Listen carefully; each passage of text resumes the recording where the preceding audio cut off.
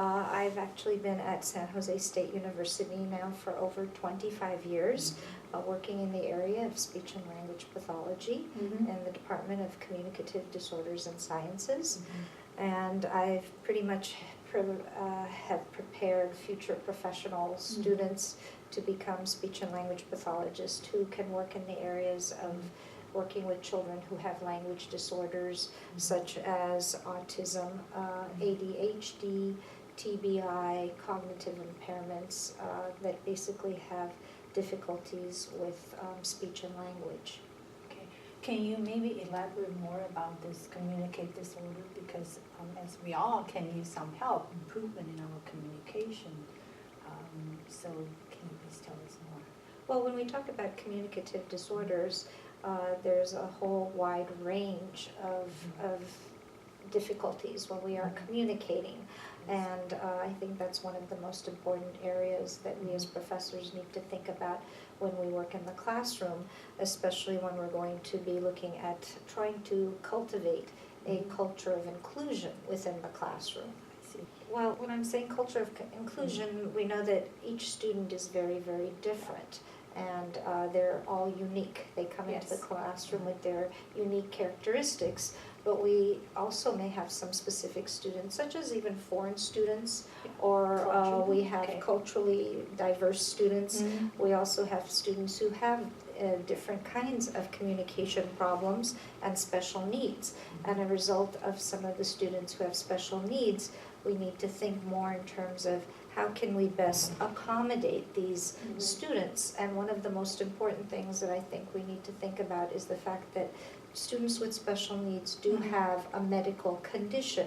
In other words, when we say a medical condition, their behaviors are unintentional. So what may seem in a classroom like, oh, this student is behaving inappropriately, or maybe giving us different kinds of behaviors that are not typical for what we would think should be appropriate for a classroom, that we look at it from the perspective that their behaviors may not be intentional, but actually unintentional, because we look at sometimes individuals with special needs that may have one label, but there many times is comorbidity. So comorbidity, can you elaborate this term? Well, comorbidity means that many times, even if a child will come to you or a student that has ADHD, they may have other kinds of labels as well, or other difficulties. For example, they may have autism and ADHD, and they may have even bipolar, and they may be dyslexic. So it's not just saying that it's one label, but there might be various different characteristics. And one of the things that we look at is because their brains work differently, we're looking at neurodiversity. Okay, so these are all medically diagnosed and kind of symptoms for their special needs. Right, and that's why we're saying their brain works differently, so it's not that their behavior is intentional, and because their brain works differently, we're trying to find what modalities they have strengths in. It could be the visual, it could be the auditory, it might be their ability to speak, but for others it's their ability to write, or vice versa. There's various different strengths and weaknesses that they have, just like everyone does, but sometimes they have more of one and less of another, and that's why we need to think about what strength their modality is and to try and help them utilize their modality strength, as well as understanding that some of these individuals, because it's a medical condition, may have a sensory overload, so that they may have a difficult time listening for a long period of time, or there may be distractors in the classroom, that they may need to be seated in a certain place so that they have less distraction. So that again, or sometimes they even have behaviors where they need to do something to calm themselves.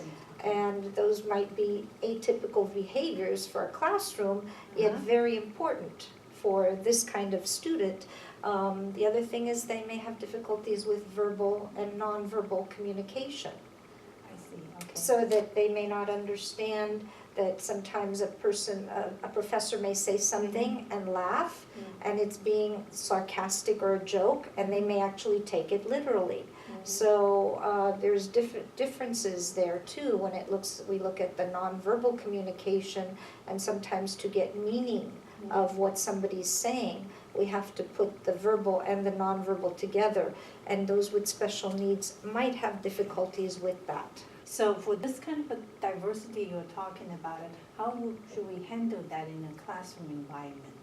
Well, I think one of the most important things that a professor would need to think about would be always assuming positive intent, looking at what the student can do, and the student actually has potential Focus on to what do, they can do. and the fact that we're looking at it as positive intent. The student is coming with us even though they have problems in certain areas, that they're trying to approach it in a positive manner, so that we don't look at it as they're just being disruptive in a classroom, but that they maybe are asking lots of questions. And we may think, oh, they're trying to disrupt the classroom. But it could very well be that, again, the medical condition that they have is for them, they really want to understand. So they're coming to the professor with the positive intent, as opposed to be negative about what's going on in the classroom. They want to learn, and this is their way of learning. So they may be bombarding a professor with many questions. I see, okay. And so you're going beyond the positive reinforcement, but guide them out of this. Is that what you're saying? Right, well, that a professor just needs to be aware that these questions may Okay. not be challenging They're not the meant to be professor, challenged. Okay. but they're actually trying to really understand what's being said. And sometimes we can kind of take it personally, like, Yes. and then it's more or less, if it's disruptive to the classroom, there's ways to deal with that by saying, those are great questions, I'd really like to address them at the end of class, or feel free to email me. So again, that student who really needs to have those questions being asked will feel that his concerns are being addressed. Because again, these are unintentional behaviors, and the student is coming to that professor with that positive intent. And with that, I think as a professor, I was speaking to a student who goes to college and not at this university, and has a diagnosis of being autistic. And he said to me that one of the things he thinks was most helpful to him at his college was having a professor who is objectively subjective. Objectively subjective. Right. Can you, yes, I elaborate know, on I had that? to ask him to explain that Yes. to me too. But in the sense that every student who comes into a classroom has his own personal experiences, his own strengths and weaknesses. So there's that subjectivity. Yes. We cannot brought put our own prior experience to the So classroom. we can't just say, oh, you have the label of autism, I know what I'm going to do with you, or these are my accommodations that I can provide. Because every student that has an issue is going to have there's subjectivity there. Yes. But we, within that subjectivity, have to be objective in the sense of saying, this is how much I can offer you. This Okay. is what I can do, but still not put everybody in the same box, and be able to be objectively subjective. So that So the faculty stay objective and to bring out or move me out of my subjectivity.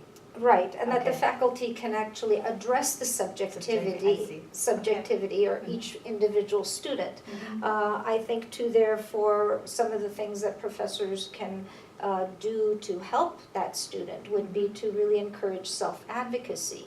Many times a student who has a special need may either be shy or may be unaware that there is the fact that he can ask for certain things or talk with a professor. And to be able to do that, it's important to create that environment of trust and openness. So many times what I do in the beginning of the semester is to try and just open that dialogue at the very beginning. To say, if there are students who have special needs or special abilities, to discuss with me. And it doesn't even have to be a student who's been identified by the AEC, but it could very well be any student. And so it's not putting students or dividing them. Okay. And that's why we're looking at that whole culture of inclusion. Inclusion, okay. So that we're including everyone, because I it could see. even be a foreign student that is having some language issues or That's is having differences in their way of verbally communicating, which Yes. may cause some problems in the classroom because it Mhm. may be atypical for that professor in terms of the relationships that he's had, maybe in the past with other students. Mhm. Some other things to take into consideration is that sometimes students with special needs have organizational difficulties. Organization. So when I'm saying organization, I'm talking about temporal types of things like time. For Okay. example, I know that sometimes a student who maybe has not even said anything about having Mhm. difficulties will go to the end of the semester and Mhm. start the paper the night before. Students that have ADHD, they can't look at how to organize their time. I So see. if they already have some kind of a diagnosis, if the professor early on sits down with them, and we call it making explicit what everybody else does implicitly, I see. so that if he says something like, okay, you have all semester long to do this paper, but let's see how we can plan it out for you. How I see.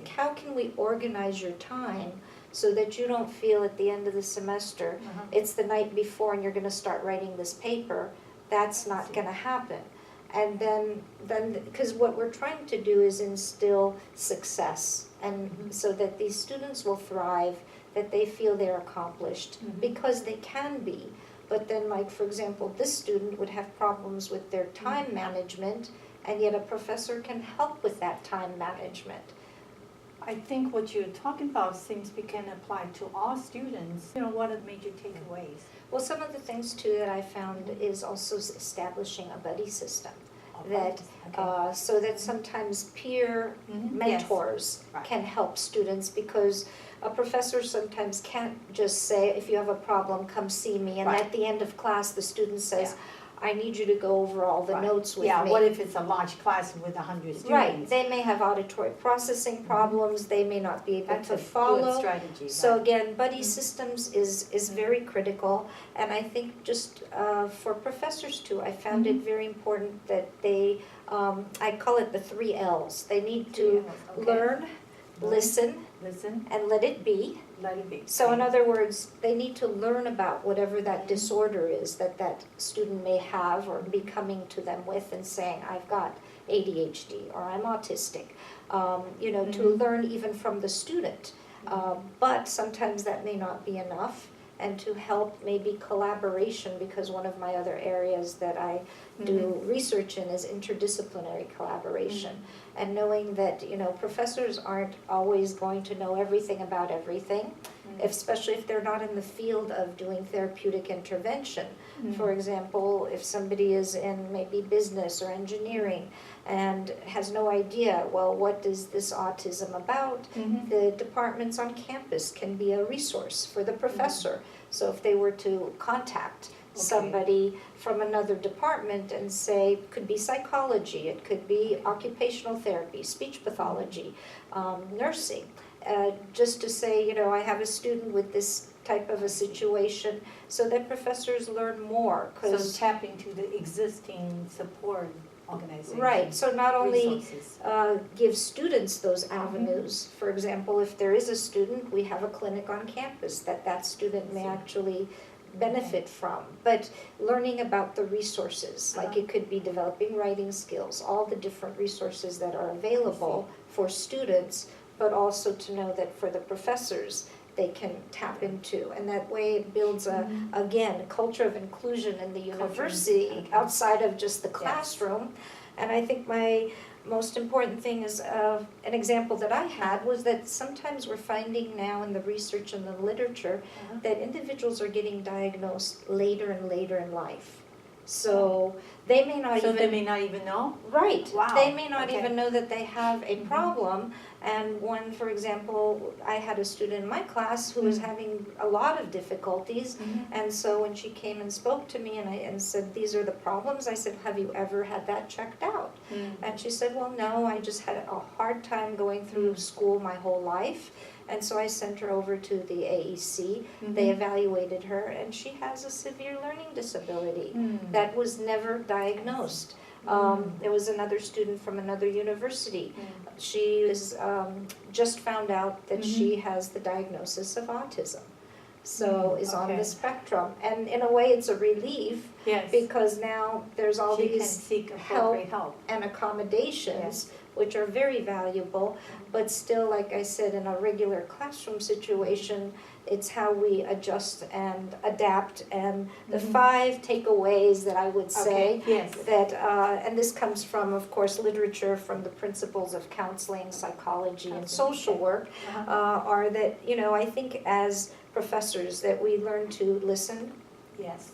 to accept To accept. whatever the student is telling us, to be non-judgmental, Non-judgmental. because many times we do come with our own perceptions and our own feelings, so being non-judgmental can be of a big benefit. To be empathetic Empathetic, in the yes. situation, and then to have congruence. And what I mean by congruence is to kind of be following at the level of where that student is at. So putting ourselves in their shoes and trying to meet them at some level, as opposed to just coming from the higher, lower levels, but to kind of be more congruent in our conversations. And if we keep all of these things, we will, I think, create a classroom that is trustworthy and is open, and that student will feel secure, so that they can, a safe environment, so that they can actually open up to that professor and feel like, I can tell you I have this problem,